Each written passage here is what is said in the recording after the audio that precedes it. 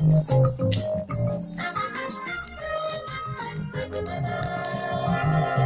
live already. Yeah, come on, flash it.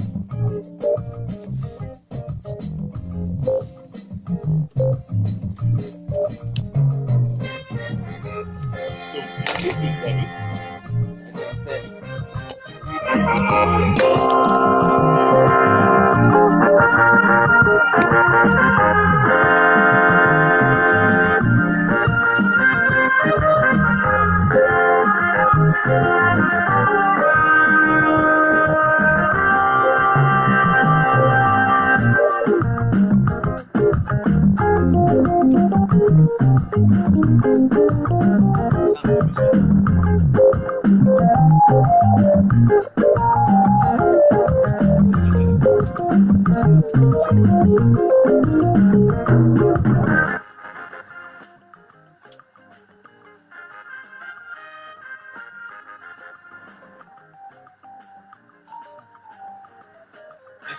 Yes, sir. Yeah, I'm right there. What's up? Yeah. Okay.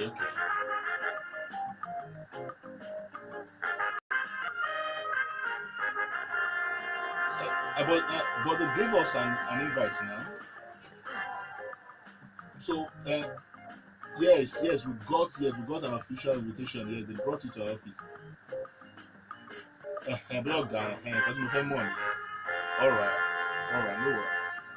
No, me my one, so guy. All right, yeah.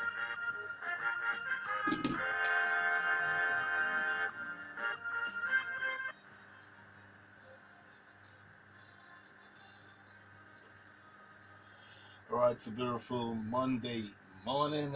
Here we have on the Voice 89.9 FM at Ekiti.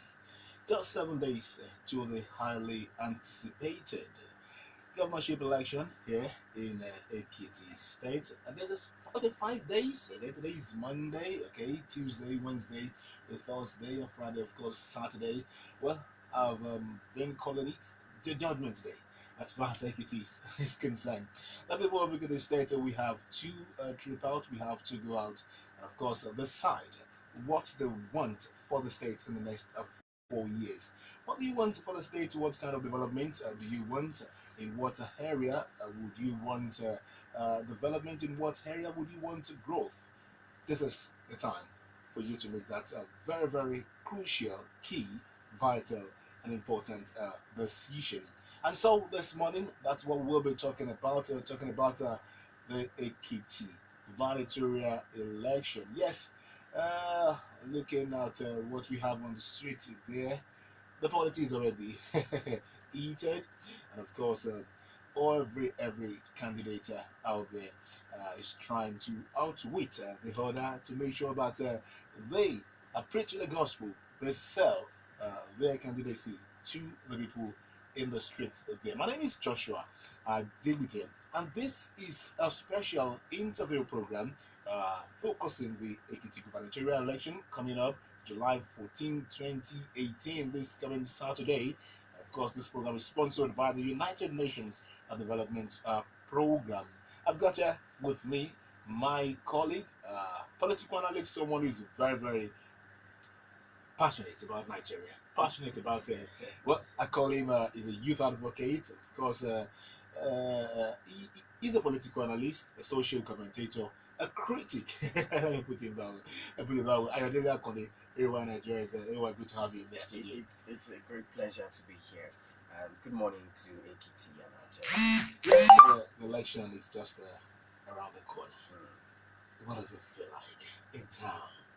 Well, in town, because I'm in town. Definitely, that's why I'm part of the people, and of course, we all are feeling the pulse. It is so far has been heated.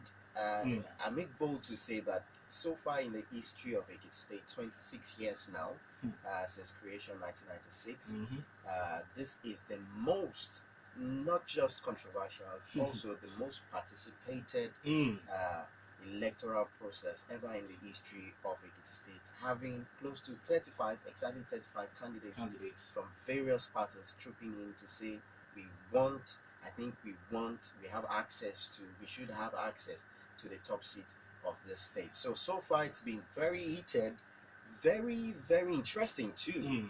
Because certain parties have been playing some really funny political theatrics. Playing to the gallery. You know, and it's interesting. You know, if we sit at some, maybe a positive side of the whole matter, you would say that it's very interesting. You would laugh at certain things. You would smile at certain things, said and done. But also, when you sit on the very, very critical side, it would bother you. You know, it would make you ask questions. So far, it's been good and bad, interesting, heated up, and very comical. Very comical. Well, I like that. Why Nigeria?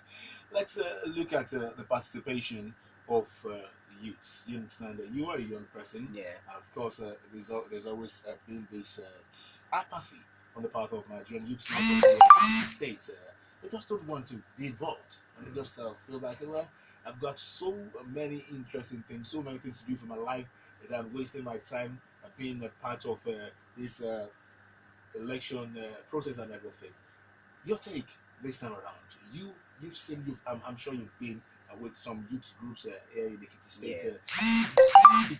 It's what we have now. Is it commendable? Is it encouraging in terms of participating? And when you're talking about participating too, let's look at the number of young people who are vying for the top seats too. Okay, now to be critical and to be fair, in all honesty, there has never been any other time politically in the history of Ekiti State that we've had so much number of youths participating in the process.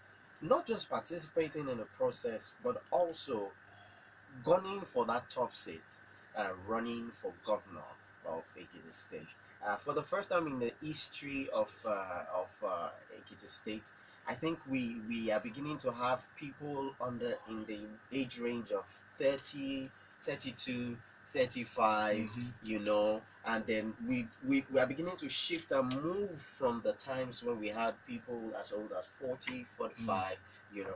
I have before me here a list that contains all the names, the ages, and looking through it, we have somebody as young as 30, 32 running as deputy for somebody who is 35, you know. So in that, I'd say that it's been fairly good enough, you know, on the part running for governor, but also in the political process. I'll take it from two sides: people who have PVCs and people who are agitating for a proper political process. Now, there are two different categories. Now, the other one, people are agitating for a proper political process, are individuals who come up under NGOs.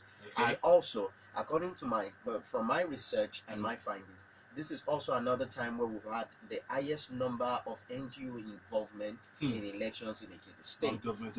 We've had non-government organizations from Africa, outside Africa, UK, SAID, UNDP, you know, like this, coming in to say that we want to watch the process, we want to be in charge of the process. And it's been fair also on INEC, Yaga too, has been fair also on INEC, that INEC has been able to say, okay, guys, we will integrate you into the process. That's one. And you and I know that NGOs they comprise majorly of youth, young guys, young people, you know, so they want to have a fair election. On the other side, I also know, I'm convinced that we've had the highest number too of young people going out to say we want our PVC, we want to vote our people, we want to vote our conscience this time. So I think fairly, if I'm to rate youth participation in this process, I'd say 50, just to be, you know, very, very moderate. But I would also still desire that we have more. Well, that sounds like something to cheer about. Yes, it is. It's improving, it's encouraging, and we believe that in the very nearest future, perhaps 2019. Yeah, we would have more young people. Yes, who will be very, very interested in participating, both vying for positions, elective posts, and of course at the same time making sure that they decide who govern them, they decide who rule them, they decide who directs the affairs of their state. Okay, well, that is that. It's good that we have the young people like you and I coming on board these days, as we have many names of so many of this. The candidates there, but we can just go over, or like you said, like you did say, like 70, 35 of them, 35 of them. Well, even when you look at the major political parties here in Ekiti now, well, I'm not going to say this party is major because that must sound demeaning to some parties because they all have equal chances. Yes, sir. So, when you look at some of the parties that are very popular, too, you look at their candidates too, very very young. APC, still younger. PDP too, young. SDP, quite a young man too. Well, it would be fair to also mention I've seen someone as as young as 30 here from DPC. Okay. I don't want to mention the name, but DPC, 30 year old, running for, just to be sure, running as a deputy governor, as a deputy governor. In that, and also I'm seeing here 34, 35, 36, 38, and this is pretty interesting to see that we have this level of youngsters. So far, I think the youngest is 30. Okay. Well, if you're just joining us, this is a special program focusing on the upcoming gubernatorial election in Ekiti State coming this Saturday, July 14. It is well, a lot of us are expecting this this to be. Some people like me, I'm optimistic. I'm expecting it to be free, fair, credible, and of course, itch free, violence also free too. Because this is one area we will be talking about here. A lot of people outside the state believe that the security agents will have their hands full as far as this election is concerned because of the desperation, the perceived desperation that they have noticed.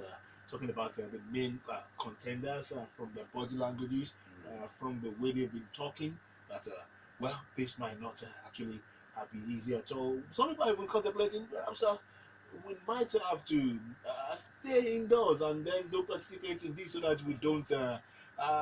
You understand what I'm talking about? Yeah. But your own take. Well, as far as this is concerned, we are both in Ekiti here. I know, I'm not just in Ekiti. I have been in Ekiti. I schooled here, graduated here, and I stay here. And I was here in the last election, and I've experienced over 2 to 3 elections in the state. And the last one, preceding this particular one, was supposedly, thought to be going to be very violent. A lot of people said it was going to be violent. As a matter of fact, I remember that experience. While going to vote, I was scared. I had to run back because I saw trucks. It felt like it felt like a state that they declared state of emergency. I saw trucks. I was so scared. I mean, and then I cannot in that remote area. I cannot count the number of times. Iworoko back then. Okay. I cannot count the number of times that I saw helicopter, surveillance helicopter. 2014. In 2014, so it was so heavy, the tension was so high. But one thing I noticed was people trooped out. I saw aged mothers and fathers who trekked because they could not allow bikes, so who trekked long distances to say we are going to exercise our franchise, we are going to vote, and they stayed. As a matter of fact, I remember having the echo. You can in a district you can have polling units like 3 to 4. I remember that there was a process where they counted 1, 2, and then we knew what was, and everybody just knew that this district was sold out for this party at the time. So just like it was then, heated back then with the whole heavy military presence, Ekiti people still trooped out peacefully. We had a very good process. And so, in that injunction too, is what I am also saying, that this time I am confident that no matter how heated, heavily militarized, which I feel that we should talk about. Yes, we're going to talk about it, but no matter how heavy the militarization is, I am so confident that it's going to be a totally peaceful process. And I'm also confident too, and I think we'll get to a point where we'll have to actually advise the electorate, advise the residents out there, because I think the ball is just in our courts. Understand that? But they stand ourselves. If we allow some desperate politicians, understand that, to use us as tools, understand that, to actually perpetrate violence, then that's up to. It's our loss, not theirs. Yes, it's our loss. So, talking about the militarization you mentioned about prior to that election in 2014, I think that was actually kind of strange and alien to elections there in Nigeria. Yes, in Ekiti State, in fact, it was the first time. Ekiti State. It was highly criticized then from right activists, opposition parties, particularly because they would think that, okay, the federal government is trying to actually use these people against them. Yeah. But having witnessed that in 2014, and of course in 2015 during the general elections, would you again, I would want you to actually bring this vis-a-vis what we have been experiencing in the past few months. Do you think it's actually very wise again, healthy again, for this election to have a military people? All right. Now, while I know that a lot of people might disagree that with me if I say yes, we need such, I also know that if you follow me, you will understand why we need such a presence. I remember very well the tranquility, the sanity that this presence, this military presence, brought into the state.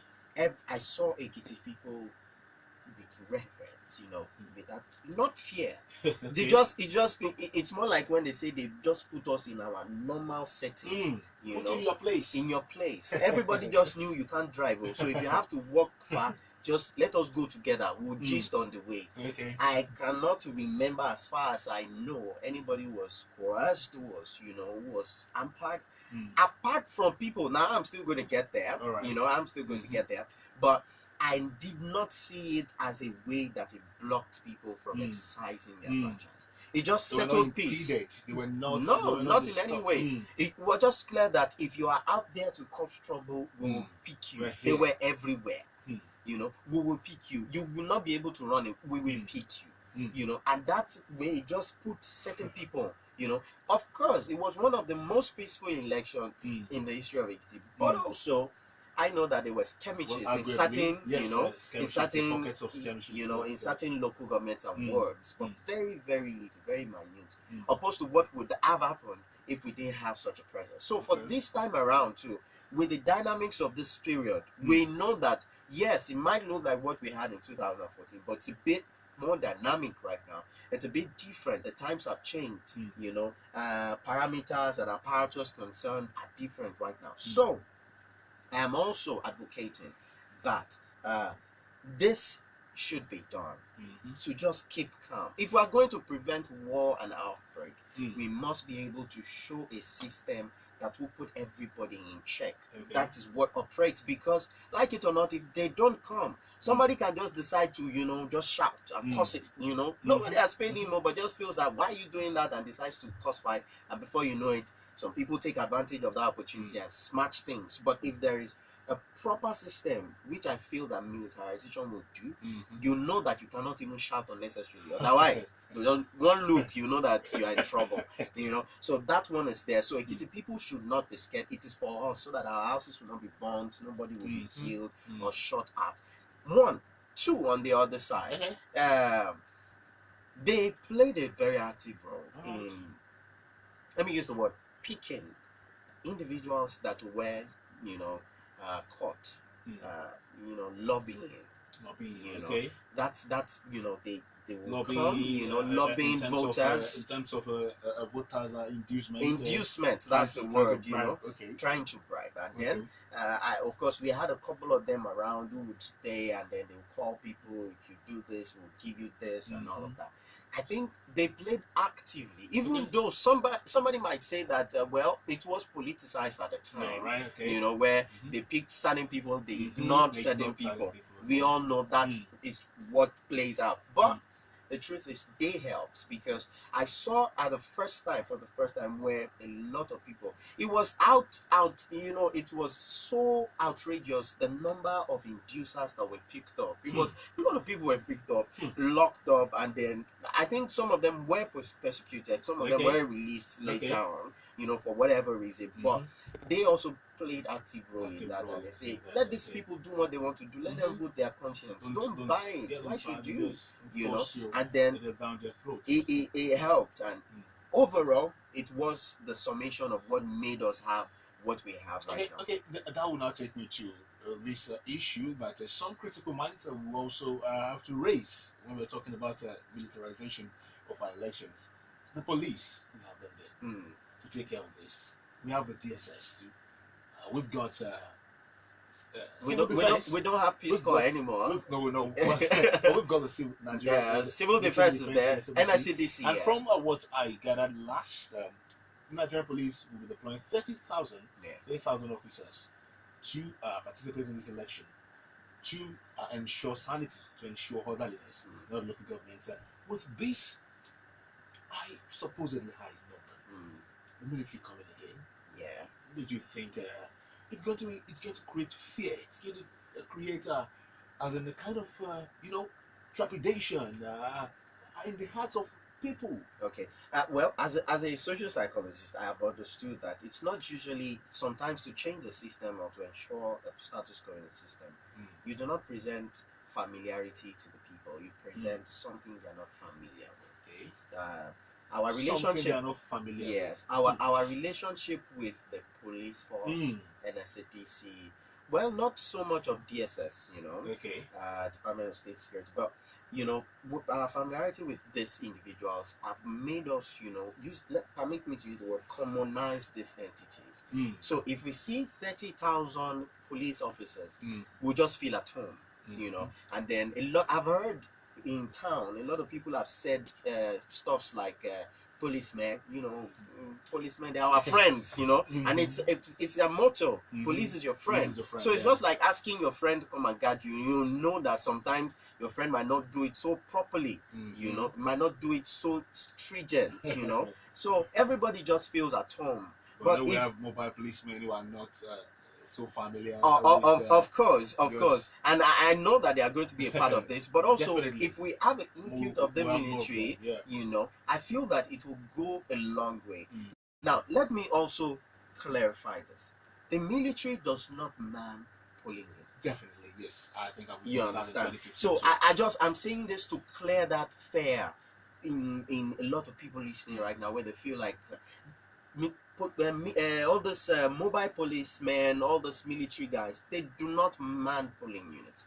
I remember what they man are streets, and they ensure that all those who are going on the streets, nobody, they stop and search and all of that. That was what. But in polling units, then will deploy all those policemen, and then they are the ones who will attend to the civility of these people who are going to exercise their franchise. So I do not think that it should be a cause for concern or alarm, because they are not going to be there at your polling units. They are not going to be coming there. They're just going to be at streets, very close by, where if there's anything that happens, they can wade in. But policemen, NSCDC, these guys are going to be at polling units, and I'm sure they're not going to be harmed on that day. Probably with tear gas if anything happens, but you're not going to see weapons with them. Okay, if you're just joining us on Voice 89.9 FM, the People's Voice at Ekiti. This is a special interview program, discussion program, focusing on the forthcoming gubernatorial election here in Ekiti State. As highly anticipated, we are looking forward to Saturday, July 14th, when Ekiti people will trip out en masse, we believe, to decide what they want for themselves in the next 4 years. Okay, this program is actually sponsored by the United Nations Development Program, UNDP. Of course, they are so much very interested in as far as this election is concerned. Okay, in Nigeria, let's move away from security. Okay, let's talk about INEC right now. Okay, the umpire. Yes, we believe they're going to be unbiased as far as the election is concerned. Looking at what we have seen preparatory to this election, how would you rate their activities, their performance so far? Well, as a social And do critic, you still have yeah, you know, confidence in what we're going to see? confidence in the system. When we have a system that I don't want to use the word undermanned, you know, but a system where a lot has to be done within a short frame of time. You might not be able to have all of them participate or do all the things that they have to do. Okay. And one of the things that I think they have to do that they are not really doing effectively is their media presence. Media presence. Yes, you know, coming to radio stations consistently to speak, to educate, to sensitize the people, especially awareness, special awareness to people. And what is expected of the electorate? You start to comport yourself and everything. To be critical. This last 1 week that PVCs were deployed to local governments, you know, and different local governments and all the 1,777 wards in Ekiti State. It is expected that they should have been consistently on the radio, you know, coming to announce at least the centers in all those wards where people can get their PVCs, you know. But we did not have that. I'm sure they have reasons for that. I am sure, because these times are very heated and very busy right now. But I am sure that's one being critical now. That's one thing, and it has ended yesterday. It ended yesterday, and a lot of people did not, you know, just realized a couple of days to that they had to go. You know, I know friends who came from Lagos to get their PVC. Some didn't get, some got it. So I feel that should be done. But also, let us look at the other activities. I have had interactions with the PRO, Mr. friend, we've met at certain, you know, social development gatherings, some NGO meetings, and all of that. And then I've seen how he's been able to project INEC. You know, sensitizing the youth to comfort. He's doing a good job. He's doing a very great job. Recommending you here. Kudos to you, Mr. Adegbite. You know, and they have been doing that also. Now let's move away from that into actually deploying, you know, materials. By now, according to what I heard last week in the news, by now we should have this materials, non-sensitive materials. You know, non-sensitive to all this works.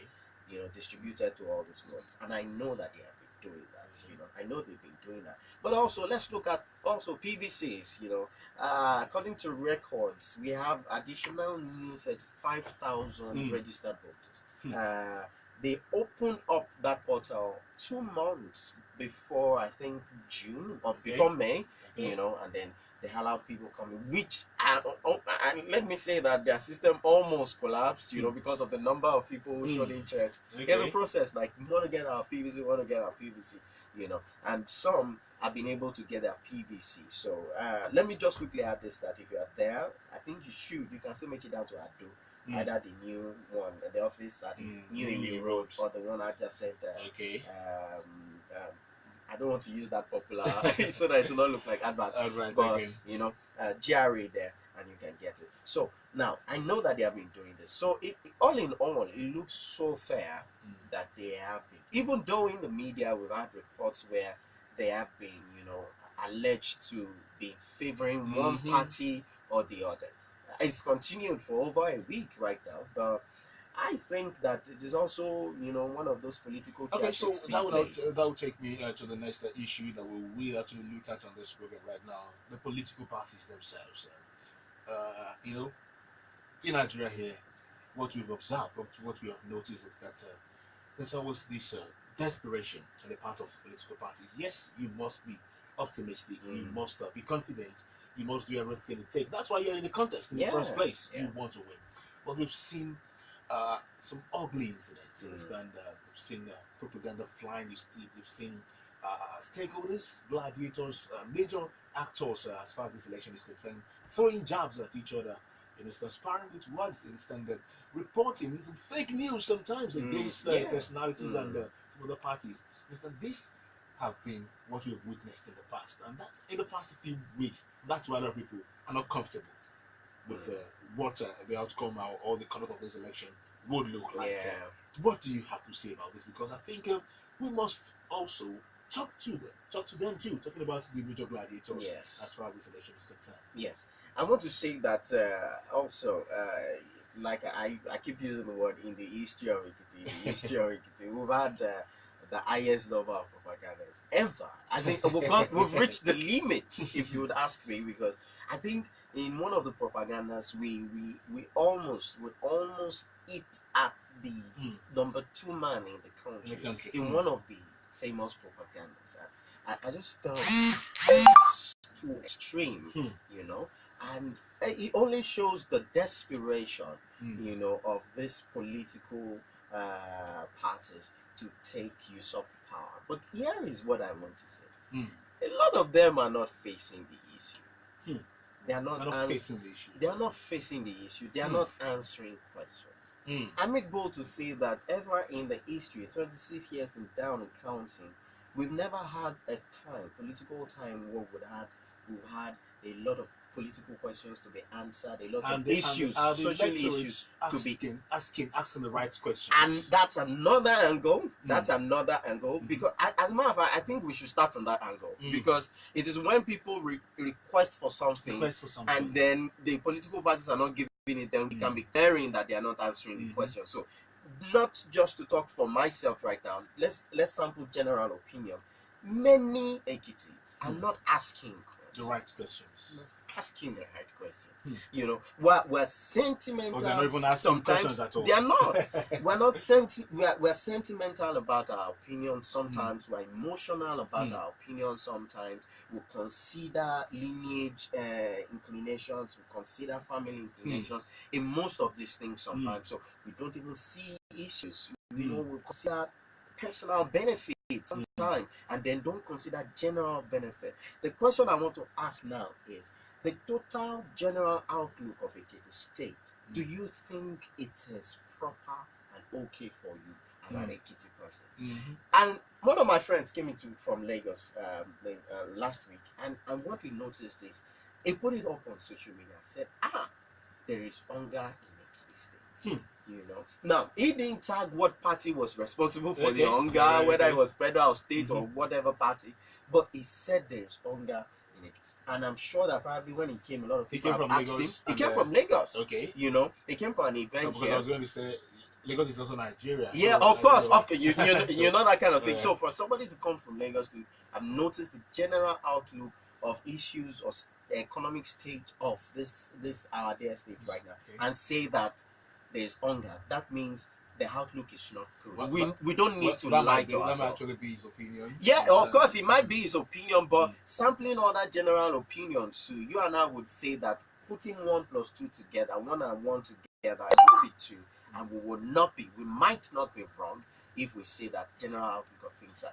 but we are not answering questions. We're not asking questions. Asking questions. That's my concern. And politicians are not answering. We're not asking for facts. These facts are everywhere.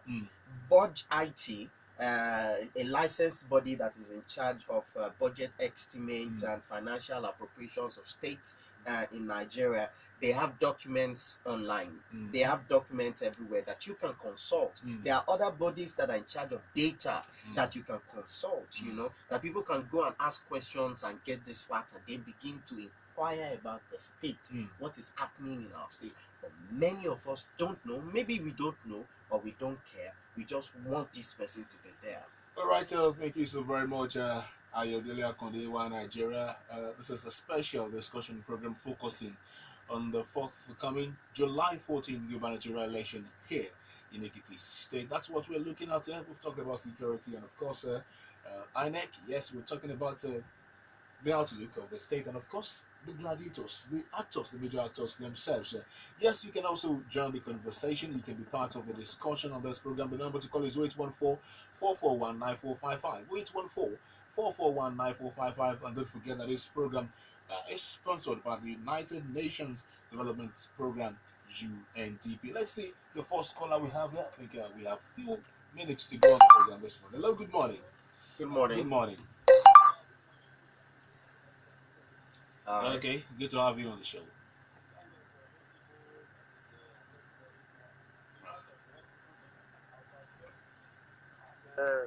We thank God for this time around. Because those people that have no interest in politics before, now, because of the people that is contesting, people are much interested. And that we urge all the people of Ekiti to please allow peace to reign, especially before the election, during the election, and after the election. And I will urge INEC officers and those security to please know that we are dealing with people, not animals, so that they will do everything according to. And we want the vote of Ekiti to be kind, and the interest of people to be prevail at the end of the day. Thank you very much, Mr. Samuel Oyewole. Great one there. I think I appreciate that, and that is what we actually want on this program. This is a discussion program, and this program it's not targeted at anybody. We're not laundering anybody's image here. We're not projecting any candidates here, and we're not actually supporting anyone here. We don't. We just want you to offer your thoughts. We just want you to offer your perception on your perspective on as far this election, this forthcoming election, and perhaps your advice for the major stakeholders, INEC, security agencies, and of course, the media too. And we of course, the electorate. And the electorate too. So that's what we expect. If you put the call through and you trying to take sides, or you are actually putting up inflammatory, derogatory statements, we won't hesitate to actually end that call. The number is 0814-441-9455. We have another caller on the line here. Okay. Hello, good morning.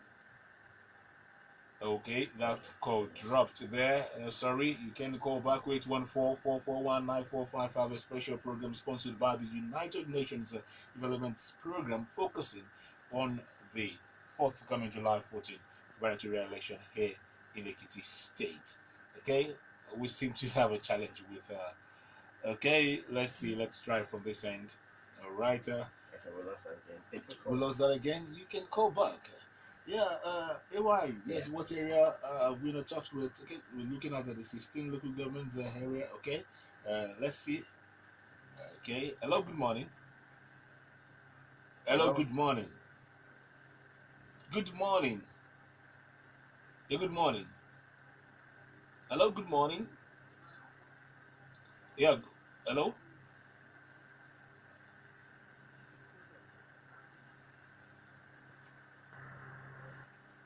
Well, the network is poor. It's very It's poor. just too poor. So we're really sorry. You can try to call back. I think he was trying to talk about the military, the presence of military. Yeah, everybody is concerned, and I really, I think I want us to put our minds at rest. These guys, like I said, if we are to be sincere, 100% fair, I know somebody would say this is talking from his own perspective, but on a general you and I know that these people do not man polling units; they man junctions and streets to ensure that there's nobody who causes trouble, and then if there's trouble, they wade into the matter, pick the person, and they leave. That's how these guys operate. We shouldn't scare us. We shouldn't put us in so much trouble. We should not be carried by the noise. We need these people. Okay, we need them to have a peaceful process. Okay, we have another caller here. Hello, good morning. Hello, good morning. Good morning. Wow, the network is. Hello. Hello, good morning. Wow. What's hello? Hello. Hello. Yes, I think we can pick you now.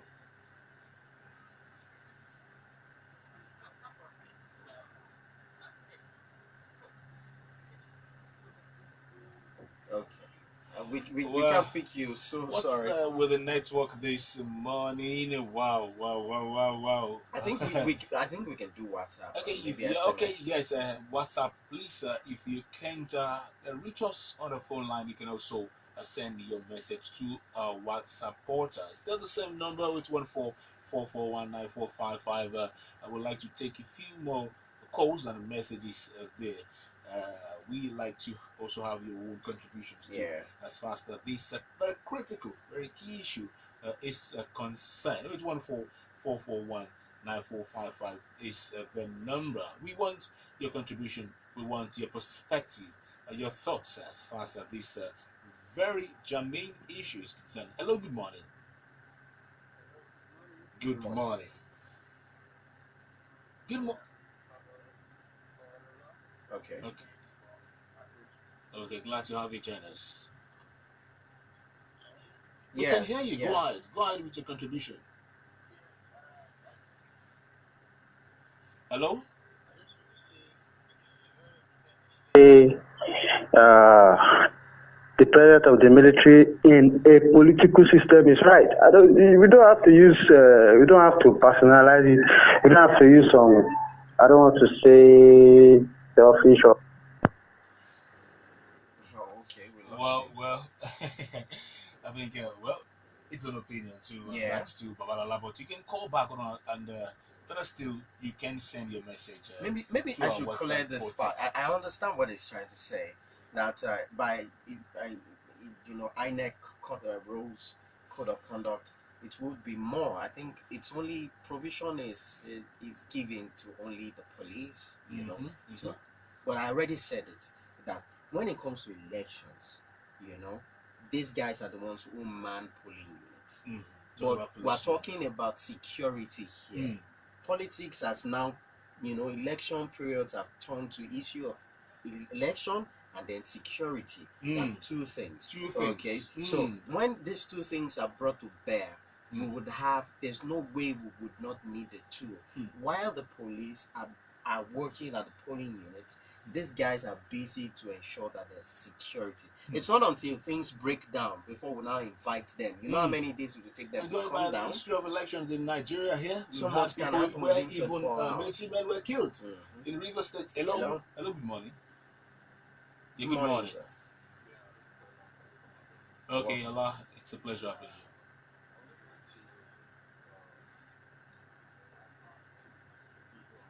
you. Okay. That's not the only issue we're discussing here. It's just one of the issues. You understand? We're focusing on the election. Yeah, it's just okay.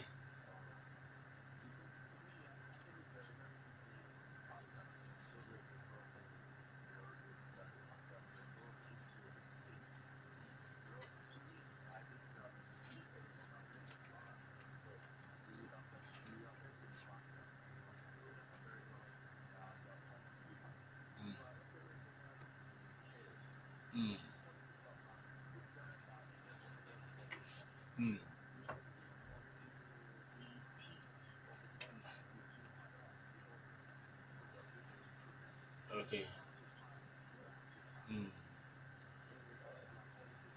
Thank you very much.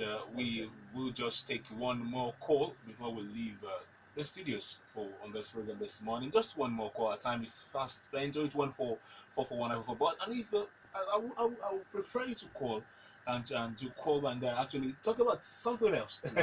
We've talked about many issues on this youth program participation. Today. You can consider that we have a young candidate for the first time. A young political party. What's your take on that? And all of these issues are there. Of course, talking about okay, and all right. Let's quickly take this a very very important announcement. Just listen to this program promo. Ahead of the visit of the President Muhammadu Buhari to Ekiti State tomorrow, 10th of July 2018, APC stalwart Prince Adeyeye will be live on a special interview today from 5 to 6 p.m. to address important issues in Ekiti State ahead of the President's visit. Listeners are advised to tune in from 5 to 6 p.m. today. Please stay tuned. Okay, I guess the network might not allow us actually to entertain one or more call on the program today. Well, that's the show. Ayo-Akande, thanks so much. It's been a wonderful time with you on the show. As always, I was enjoying having you with me here. We want to sincerely appreciate the sponsors of this program. Again, the United Nations Development Program, UNDP, for coming on the program. Perhaps we might take this one. Okay, we have a message there. Hello, good morning. Good morning. Good morning. Yeah, good morning. 30 seconds for you. Okay, Tayo, go ahead. Yes, Tayo, we can hear you. Go ahead.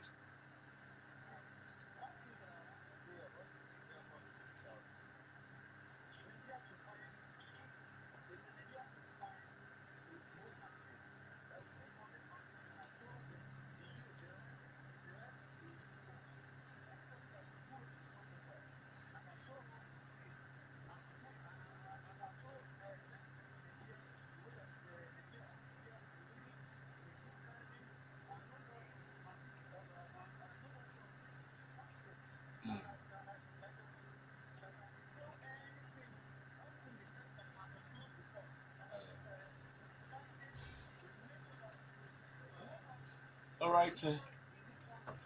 Okay. Yeah, thank you. Yes, we're with you, but we just need to let you go. Thank you. We apologize. We get your point. Yes, this last message, good morning, Verse FM. I've said it and I'll keep saying it. We should stop praying for God to give us the man of his choice. God is not Heineck. God will not come down and vote. We should set our mind more on the manner we organize ourselves during the election. Prayers don't win elections, only votes. That's Devon from. That's okay. Good. All right, so that's the show for today. Ayo-Akande, Nigeria. Thank you so much for being there. And of course, the sponsor, United Nations Development Program. My name is Joshua Adegbite. You have a splendid week and bye for now. Go out on Saturday, exercise your franchise, and of course, make sure that you can put yourself no value, make it free, fair, and credible. Bye for now. Enjoy yourself.